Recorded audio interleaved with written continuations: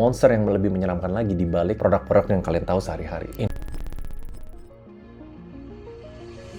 Ini sebenarnya alasan pertama kenapa Amerika tuh takut. Huawei pegang kunci dari internet. Orang taunya Huawei itu saingan sama Samsung sama Apple. Itu salah. Di level fundamental, Huawei itu saingannya sama Cisco, Ericsson, sama Nokia. Mereka nguasain infrastruktur telekomunikasi terbesar di dunia. Ini yang banyak orang nggak tahu. Tapi lu bayangin deh, ibaratnya Apple itu jualan mobilnya, iPhone. Google jualan bensin atau petanya, Android. Huawei itu yang ngebangun jalan tolnya. Mereka pegang 30% market share alat telekomunikasi global. Dari tower 4G, 5G di Jerman, Inggris, Afrika, ya sampai Indonesia. Karena kalau kita lihat datanya, sekitar 60-70% itu bergantung sama Huawei. Kalau kalian nonton ini pakai HP dan pakai sinyal, kemungkinan besar sih alatnya pakai Huawei. Kalau kita ngomong 5G, Huawei itu pegang jumlah paten 5G terbanyak di dunia. Lebih dari 20% paten standar 5G itu punya mereka. Artinya apa? Bahkan kalau US membangun jaringan 5G pakai Nokia atau Ericsson, mereka tetap harus bayar royalti ke Huawei. Dan ketakutan terbesarnya mereka itu espionage atau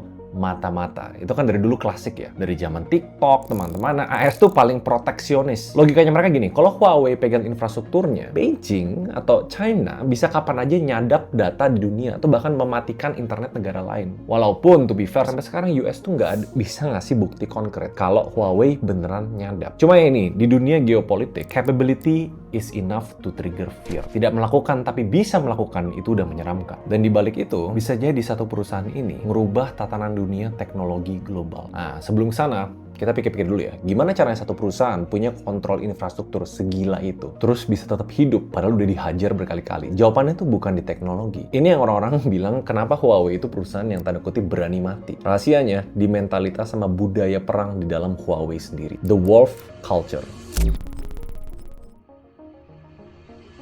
Kekuatan terbesar Huawei itu bukan di alat, tapi di mentalitasnya. Dia ngebangun perusahaan ini, dia nanamin budaya kerja yang dikenal sebagai wolf culture. Agresif, berani mati, loyalitas tinggi.